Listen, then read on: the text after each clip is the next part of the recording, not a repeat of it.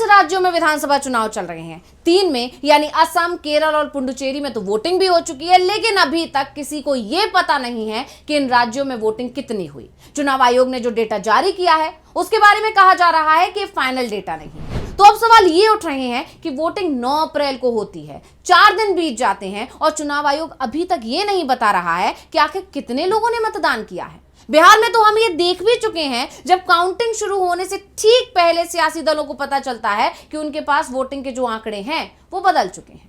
तो अब सियासी दल इसे लेकर विरोध करने की स्थिति में भी नहीं थे, क्योंकि थोड़ी ही देर बाद काउंटिंग शुरू हो गई और नतीजे क्या आए थे वो आप सभी को पता है।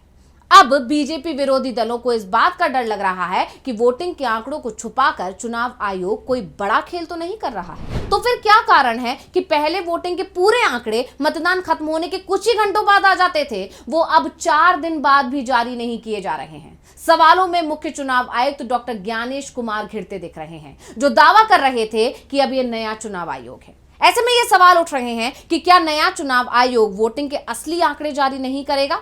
तो इसी पर आज हम अपनी स्पेशल रिपोर्ट में करने जा रहे हैं बात। नमस्कार, मैं हूं अंशिता।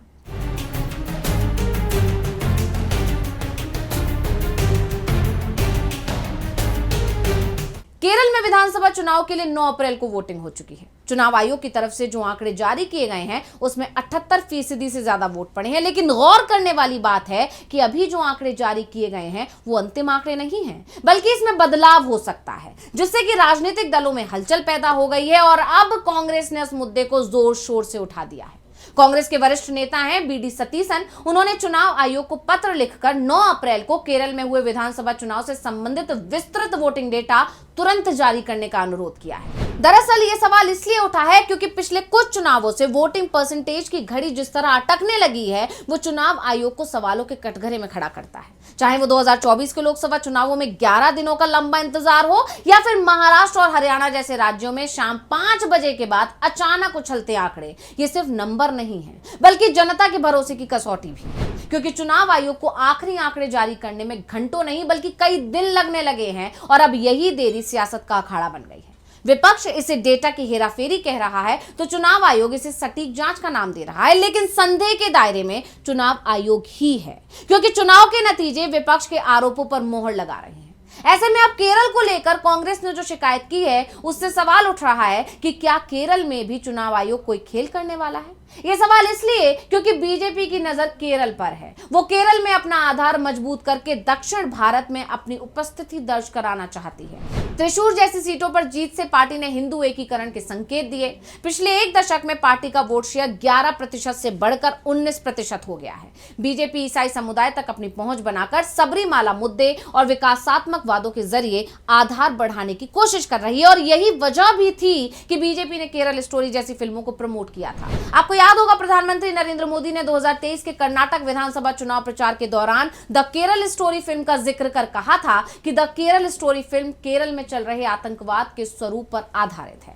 यानी बीजेपी केरल को जीतने के लिए 2023 से प्लानिंग कर रही है। ऐसे में जब चुनाव के आंकड़े जारी होने में समय लगा तो विपक्ष के कान खड़े हो गए हैं और इसी को देखते हुए कांग्रेस नेता ने मुख्य चुनाव आयुक्त को पत्र लिख डाला, जिसमें उन्होंने कहा कि वोटिंग खत्म होने के 3 दिन बीत जाने के बाद भी आधिकारिक और प्रमाणित आंकड़े अभी तक चुनाव आयोग की वेबसाइट पर उपलब्ध नहीं कराए गए हैं। उन्होंने पत्र में बताया कि विधानसभा सीट के आधार पर वोटिंग डेटा के साथ साथ वोट परसेंटेज और पोस्टल बैलेट से जुड़े आंकड़ों की जानकारी अब तक उपलब्ध नहीं कराई गई। आयोग से निष्पक्ष चुनाव कराए जाने की बात करते हुए सतीसन ने कहा कि चुनाव में पारदर्शिता बनाए रखने, सार्वजनिक जांच को सक्षम करने और चुनावी प्रक्रिया में भरोसा बनाए रखने के लिए ऐसी जानकारी का शीघ्र यानी जल्दी जारी होना बहुत जरूरी है। उन्होंने चुनाव आयोग से पूरी प्रक्रिया में पारदर्शिता बनाए रखने के लिए बिना किसी देरी के अपनी आधिकारिक वेबसाइट पर वोटिंग परसेंटेज डिटेल और पोस्टल बैलेट डेटा प्रकाशित करने का भी आह्वान किया। उन्होंने कहा कि इस सत्यापित जानकारी तक पहुंच जनता, शोधकर्ताओं और राजनीतिक प्रतिनिधियों समेत सभी हितधारकों के लिए बहुत ही अहम है।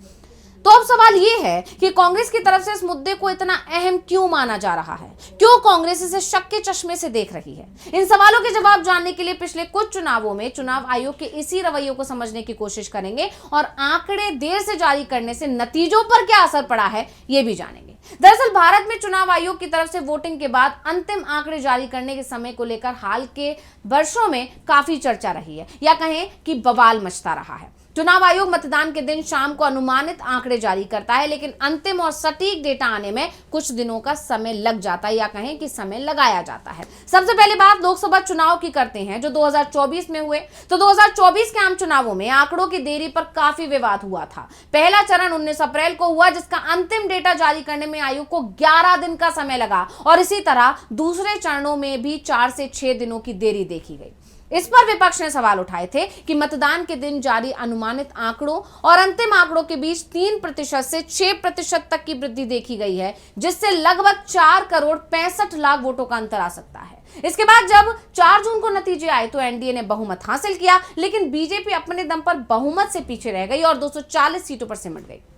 वहीं विपक्षी इंडिया गठबंधन ने 230 से ज्यादा सीटें जीतकर सबको चौंका दिया, जिसके बाद आरोप लगे कि चुनाव आयोग ने धांधली कर बीजेपी को जिताया है। इसी तरह लोकसभा चुनाव 2019 में भी देखा गया था, जब अंतिम डेटा जारी करने में चरणों के हिसाब से 2 से 5 दिन का समय लगा था। उस समय भी कुछ निर्वाचन क्षेत्रों में ईवीएम वोटों और गिने गए वोटों के बीच मामूली विसंगतियों की खबरें आई थी। बीजेपी ने 303 सीटों के साथ ऐतिहासिक जीत दर्ज की थी और एनडीए ने प्रचंड बहुमत हासिल किया था, लेकिन जिस तरह से देरी लगी थी उससे विपक्ष ने इस पर सवाल उठाए थे।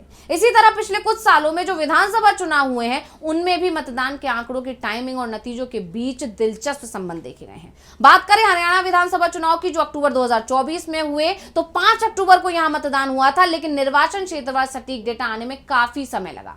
चुनाव आयोग के डैशबोर्ड पर आंकड़े अपडेट होने की गति को लेकर विपक्षी दलों ने सवाल भी उठाए थे और एग्जिट पोल कांग्रेस की एक तरफा जीत दिखा रहे थे, लेकिन जब 8 अक्टूबर को नतीजे आए तो बीजेपी ने 48 सीटें जीतकर बहुमत हासिल किया था, और इससे सिर्फ कांग्रेस ही नहीं, खुद बीजेपी के लोग भी हैरान रह गए थे। मतदान प्रतिशत में मामूली गिरावट या स्थिरता के बावजूद बीजेपी की वापसी ने विश्लेषकों को भी हैरान कर दिया था। इसी तरह मध्य प्रदेश, राजस्थान और छत्तीसगढ़ में दिसंबर 2023 में जब चुनाव हुए थे तब भी ऐसा ही देखने को मिला था, क्योंकि इन तीनों राज्यों में चुनाव आयोग ने मतदान के 24 से 48 घंटे बाद अंतिम आंकड़े साझा किए थे।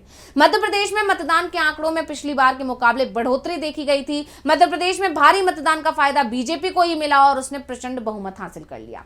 छत्तीसगढ़ में अंतिम समय तक आंकड़ों का रुझान स्पष्ट नहीं हुआ था और आखिर में बीजेपी को ही जीत मिल गई थी। यानी पिछले चुनाव के जो नतीजे हैं उनको देखकर चुनाव आयोग पर सवाल गहराते जा रहे हैं। विपक्ष के आरोप सही साबित होते दिख रहे हैं, क्योंकि सभी चुनावों में जहां-जहां चुनाव आयोग ने आंकड़े जारी करने में समय लिया है, जीत बीजेपी को मिली है। तो स्पेशल रिपोर्ट आपको कैसी लगी हमें कमेंट करके अपनी राय जरूर दीजिएगा। इसी के साथ मुझे दीजिए इजाजत। देखते रहिए डीवी लाइव। नमस्कार।